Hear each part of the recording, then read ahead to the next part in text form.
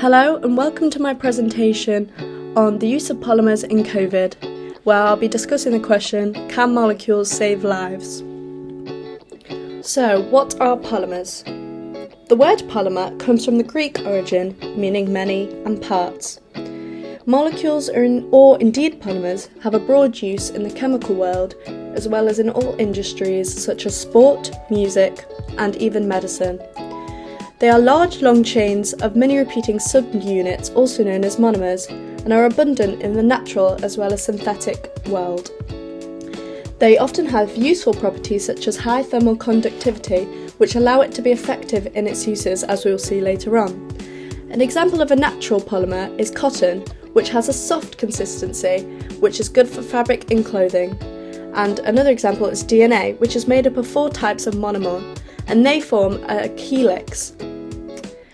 In terms of synthetic, we have nylon, which has a variety of applications such as reinforcement in rubber, clothing, and moulded parts in cars. So, how are polymers formed?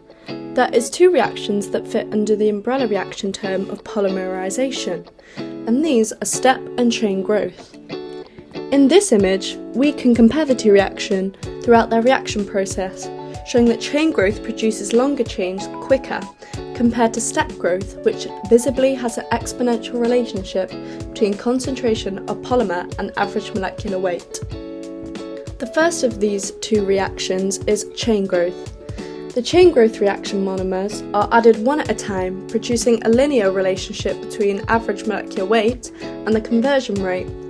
The chain increases in length the same amount each time as they are added one by one. There are many types of chain growth reaction, including free radical, cationic, and anionic, but all 3 take place using the same 3 steps.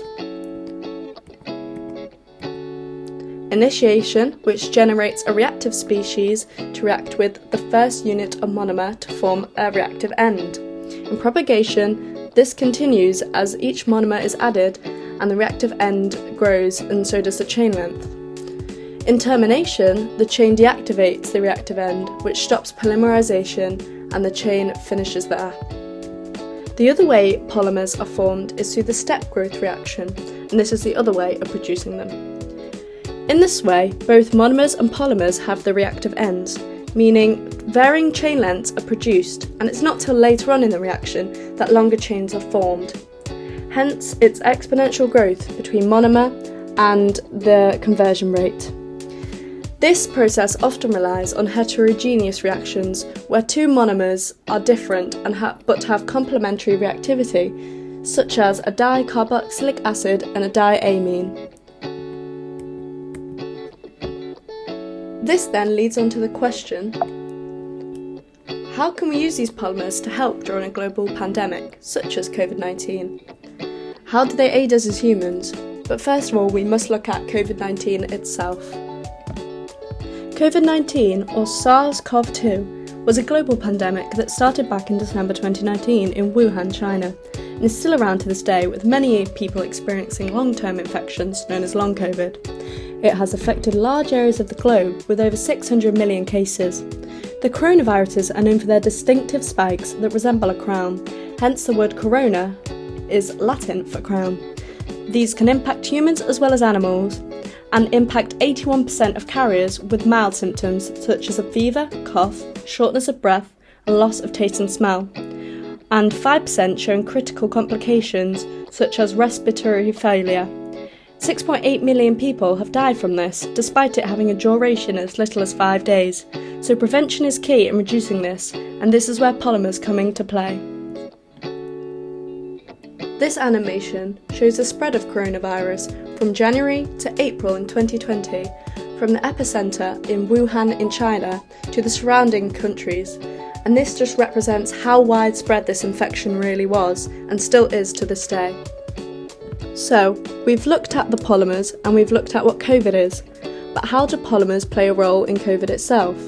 Well, polymers play a key role in all aspects of COVID-19, whether that be treatment, prevention, or testing.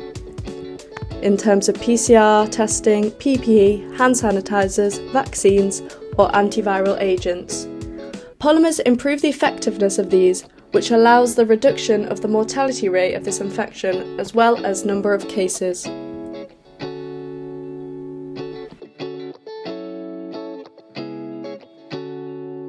So now I take you back to July 14, 2020. The UK's government daily 5 PM updates on the virus gave the public an instruction that PPE in the form of mask was to be mandatory in public spaces, and this included shops, supermarkets, cinemas and theatres and so on. And this is in order to reduce the spread of the infection. And these masks have lasted into the start of 2021 and are still used to this day, so were very crucial in prevention, especially for those already vulnerable with underlying conditions such as asthma. So, why were we instructed to wear them? Since the virus was mainly spread through airborne particles, masks that covered the nose and mouth significantly reduced travel and infection of the virus. They came in many forms such as the N95, surgical masks, as well as homemade, that everyone had to wear, so demand was high. The most effective of these was the N95, which was made of 3 layers with a filtration layer of polypropylene, which had a snug fit and was able to reduce respiratory illness in care workers who dealt with the illness hands-on by almost 41%, which shows its key role. We mentioned that polypropylene was used in the N95 mask, but why is it effective? Polypropylene is formed from the monomer propene via the chain growth method and has many useful properties in masks, such as low density, which makes them lightweight when wearing for extended periods of time, as well as a high thermal resistance, meaning it holds its shape well even in high temperatures, which is good for repeated use. In the N95 mask, the homopolymer is used for the middle layer, which is good for filtration, and in the industry, this polymer is formed by the melt-blown process.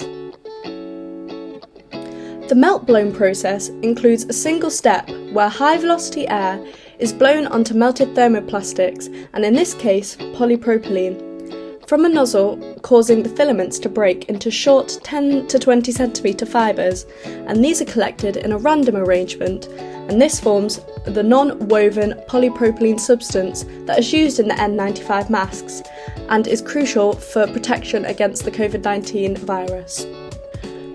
So, how do we form it? In terms of chemistry, polymerization of polypropylene could be formed using the free radical process, as many often are. However, this is not the case, as the stereochemistry cannot be controlled and it is not stable enough. Instead, we use a process called the Ziegler-Natta, which controls the toxicity, and this comes in 3 types: atactic meaning random, isotactic meaning the same, and syndotactic meaning ordered, and this describes the relationships of dashes and wedges in the methyl groups of polypropylene, which is important in its effectivity. This can be controlled using various types of Ziegler-Natta catalyst. Not much is known about this mechanism, but it does involve the insertion of the alkene binding to metal-carbon bonds, which are then removed to form the polymer. But what if the mask is not effective? Here is a diagram of COVID-19 itself, which is rich in amino acid residues. The identifiable spikes are glycoproteins, and these combine to proteins on host cells before infection is carried out. But how do we stop this? Polyelectrolytes are a suggestion for this, and this is a type of polymetric treatment. These come in 2 forms of polyanions and polycations, and they inhibit the virus from joining to a healthy body cell, preventing infection. COVID-19 is highly charged due to the amino acid residue on the virus surface, and the polyelectrolytes are highly charged in its repeat unit, which means it can disrupt the electrostatic attraction between COVID-19 and the cells, which means they cannot bind, and this reduces the infection of COVID-19. An effective example of this is PVPA, which there is an image of on the screen. We've looked at prevention and treatment, but what is the best way to stop the spread of COVID-19? Vaccines reduce the number of further cases of COVID-19 by inserting dead pathogen into the body to produce an immune response, so if infected again, the body knows how to fight it off. Polymers improve the safety and effectiveness of vaccines as they have low immunogenic risk and a large specific surface area. In June 2021, there was already 125 vaccines being trialled and 18 already approved for use in at least one country, as this ensures a country's longer-term protection. So were in high demand and therefore had higher market value, as the Pfizer vaccine generated a 60 million turnover because of this in 2021. One natural polymer that is used in these vaccines is messenger RNA, and this is highly important. So, conclusion to this video is that polymers played a key role in a lot of aspects of the COVID-19 virus and still do to this day, whether that be PPE, the vaccine, or other terms of treatment. Thank you for listening.